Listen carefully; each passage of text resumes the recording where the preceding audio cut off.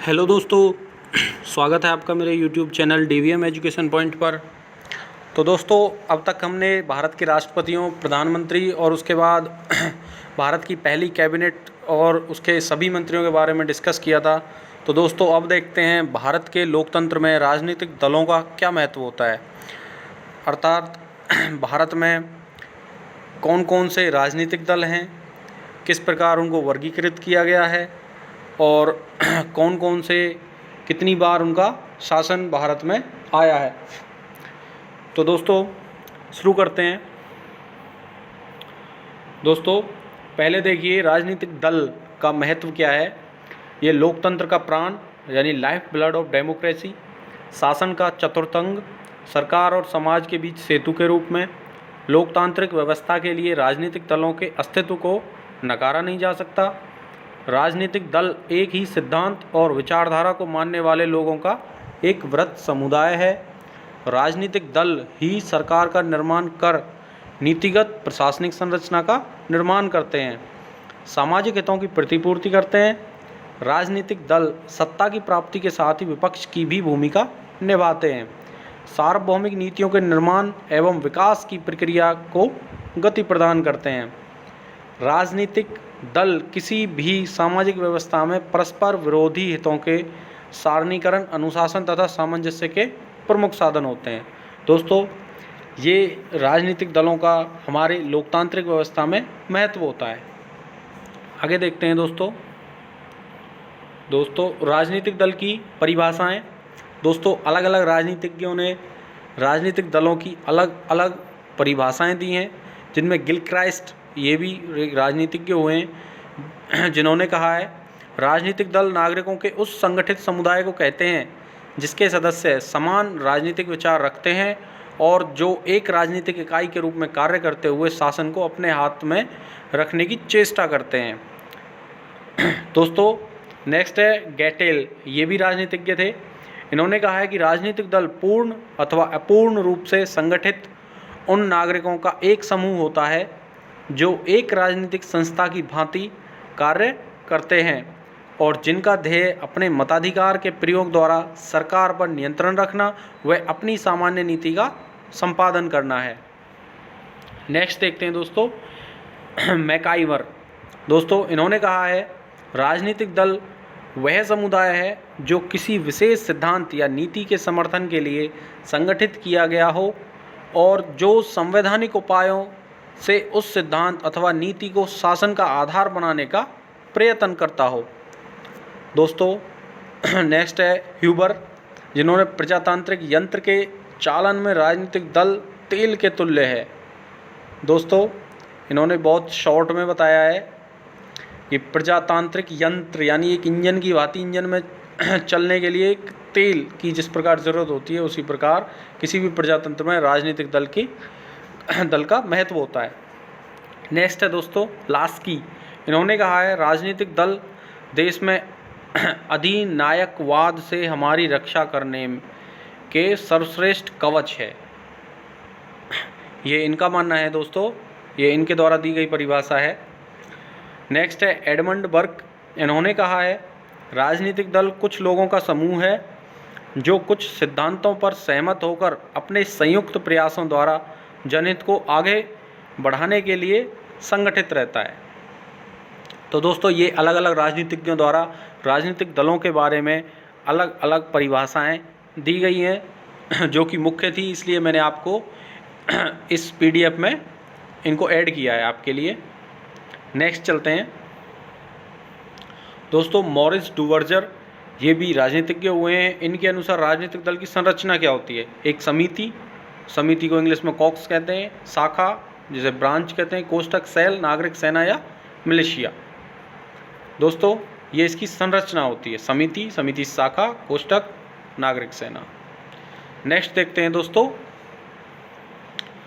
दोस्तों इसके निर्माणकारी घटक क्या होते हैं, यानी राजनीतिक दलों के निर्माणकारी घटक। दोस्तों, सबसे पहले सामाजिक आर्थिक आधार, विचारात्मक आधार, मतदान और उसके निर्णय में विश्वास, राष्ट्रीय हित, संगठन, मतों और सिद्धांतों में एकरूपता, ऐतिहासिक आधार। दोस्तों, किसी भी राजनीतिक दल के ये प्रमुख घटक होते हैं। आगे देखते हैं दोस्तों, दलीय व्यवस्था। दोस्तों दलीय व्यवस्था 3 तरह की होती है, एक दलीय, द्विदलीय और बहुदलीय। दोस्तों भारत में बहुदलीय व्यवस्था है, यूएसए यानी यूनाइटेड स्टेट ऑफ अमेरिका में द्विदलीय व्यवस्था है और एक दलीय व्यवस्था चीन में है। तो दोस्तों हमें डिस्कस करना है बहुदलीय व्यवस्था। भारत में दलीय व्यवस्थाएं। भारत में दलीय व्यवस्था को निम्न चरणों में विभक्त किया जा सकता है। स्वतंत्रता से पूर्व आंदोलनकारी दलीय व्यवस्था, 1947 से 1967 तक कांग्रेस सिस्टम का काल, 1967 से 1971 तक राज्य स्तर पर दलीय व्यवस्था में विखंडन एवं गठबंधन सरकार का काल, 1971 से 77 में कांग्रेस का पुनरुत्थान, 1977 से 80 में केंद्रीय स्तर पर कांग्रेस का पतन एवं जनता पार्टी का उदय, 1980 से 1989 में इंदिरा और राजीव शासनकाल में कांग्रेस का पुनरुत्थान, 1989 से 2020 में केंद्रीय स्तर पर बहुदलीय व्यवस्था एवं गठबंधन सरकारों के प्रयोगात्मक अनुभव। दोस्तों भारत में गठबंधन सरकारें रही हैं और अभी जो सरकार है उसके पास फुल मेजॉरिटी यानी पूर्ण बहुमत की सरकार है। दोस्तों भारत में कोई भी भारत का नागरिक अपना एक राजनीतिक दल बना सकता है और दल बना सकता है, लेकिन उसको वर्गीकृत उसी आधार पर किया जाएगा जिस आधार पर उसे चुनावों में मत मिलते हैं।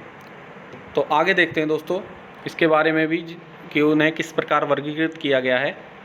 नेक्स्ट है, भारत में राजनीतिक दलों की क्या स्थिति है। दोस्तों ये मैंने 2019 लोकसभा का चार्ट इसमें ऐड किया है, जिसमें आप देख सकते हैं कि भारत की बहुदलीय व्यवस्था कैसी है, जिसमें कम से कम 150 से 200 और 250 तक भी दल चुनाव में हिस्सा लेते हैं, जिनमें दोस्तों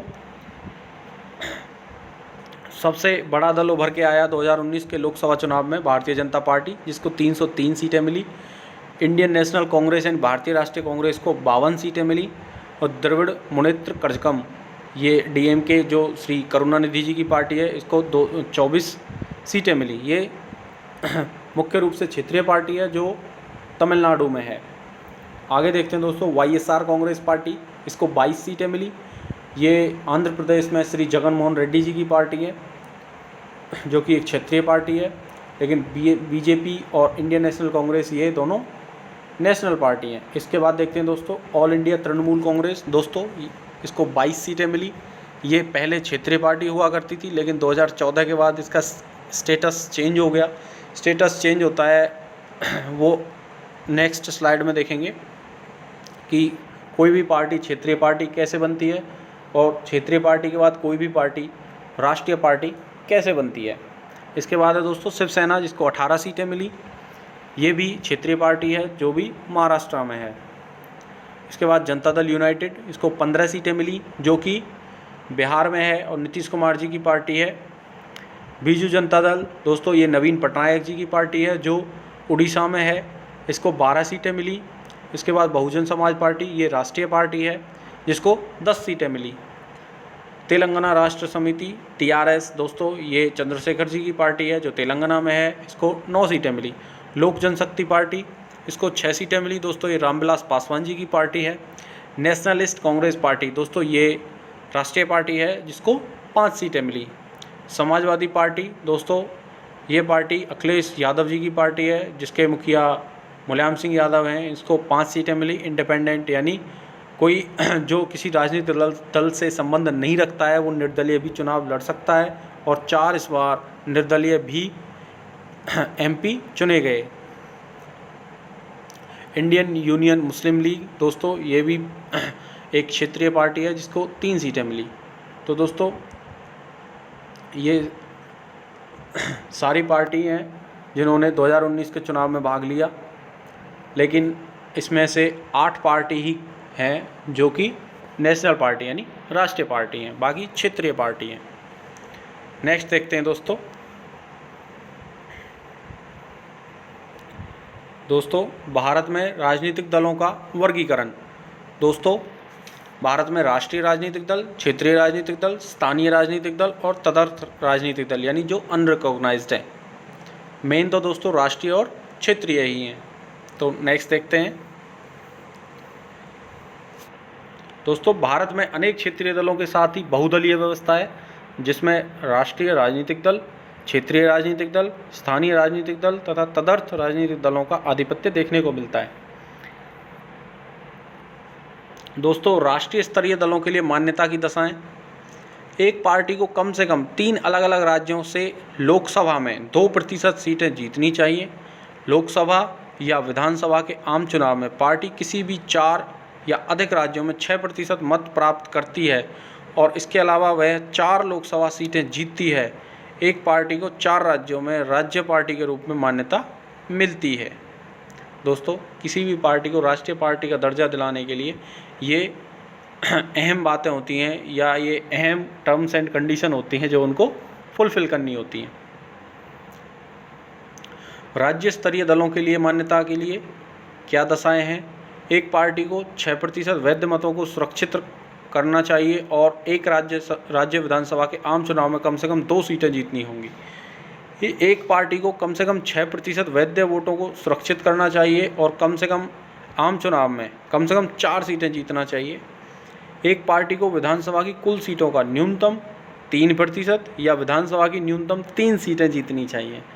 एक पार्टी को लोकसभा में कम से कम 1 सीट हर 25 सीटों या उस राज्य को आवंटित किसी भी हिस्से के लिए जीतनी चाहिए, यदि वह राज्य में लोकसभा या विधानसभा के आम चुनाव में कुल वैध वोटों का 8% या अधिक सुरक्षित करता है। दोस्तों, ये जितने भी पॉइंट्स हैं इनमें से कोई भी एक फुलफिल होना चाहिए किसी भी पार्टी को राज्य स्तरीय पार्टी का दर्जा दिलाने के लिए। और समझते हैं दोस्तों इन्हें।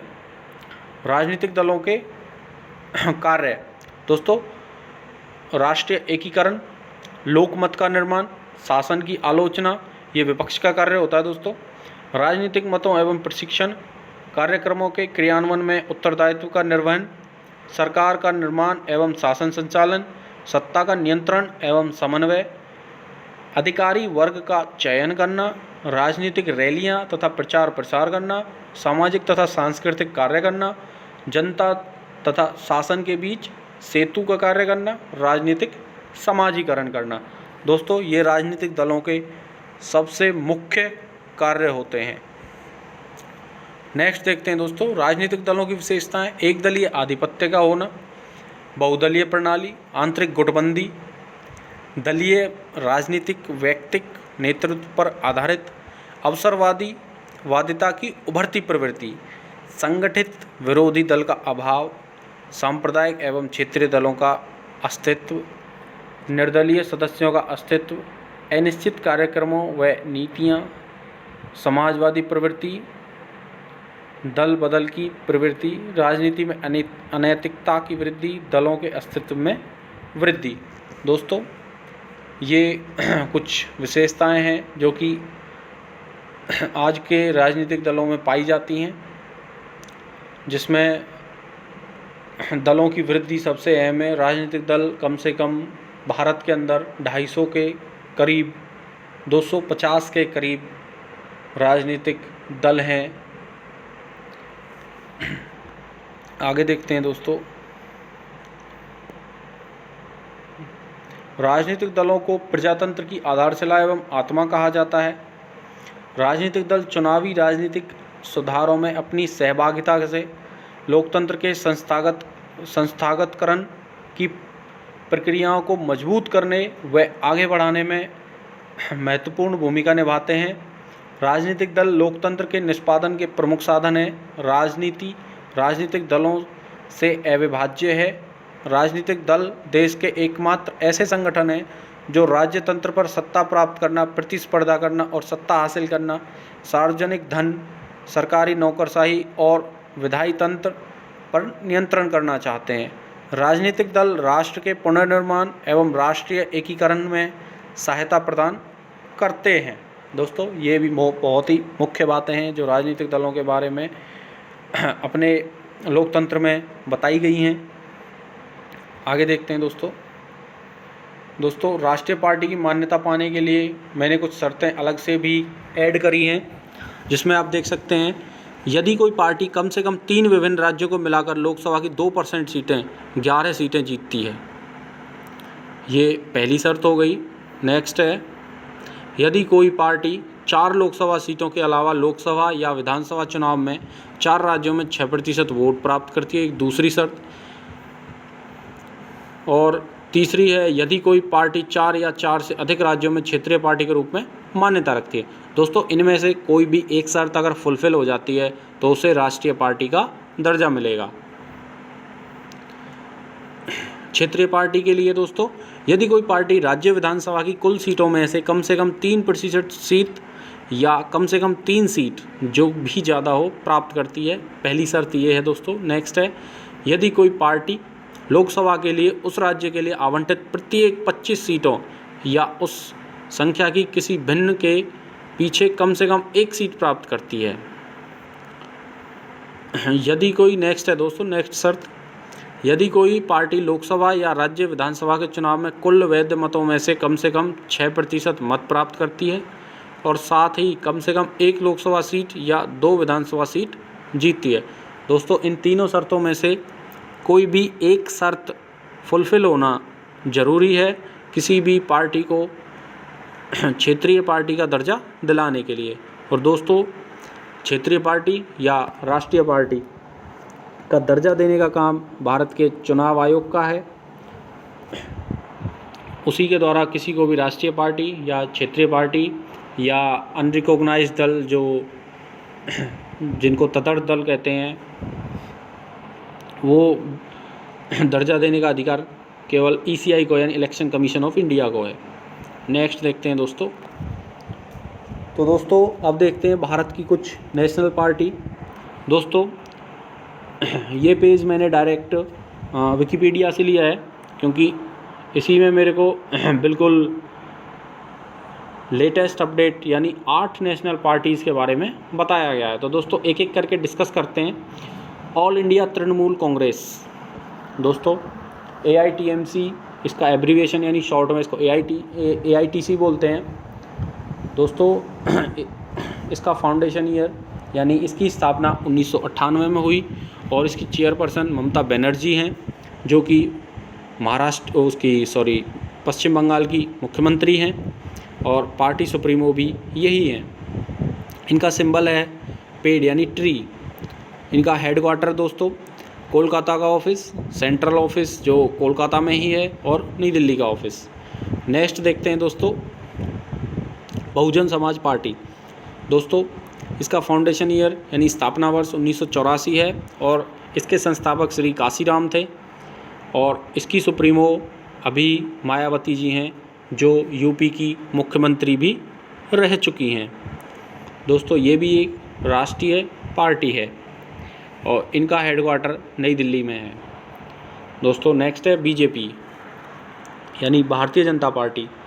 दोस्तों इसकी स्थापना 1980 में हुई।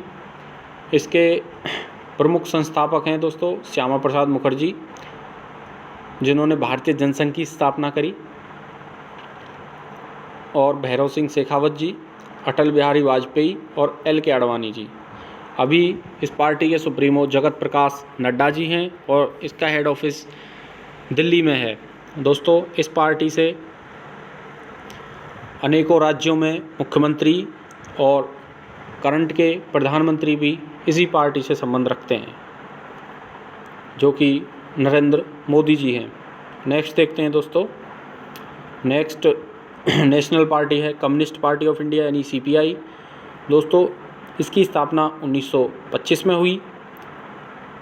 इसके संस्थापक थे दोस्तों Abani Mukherjee, Charu Majumdar, Evelyn Trent, MN Roy, MPT आचार्य, मोहम्मद अली, मोहम्मद साफिक सिद्दीकी, रफ़ीक अहमद, रोज़ा फिटिंगॉफ, सुल्तान अहमद।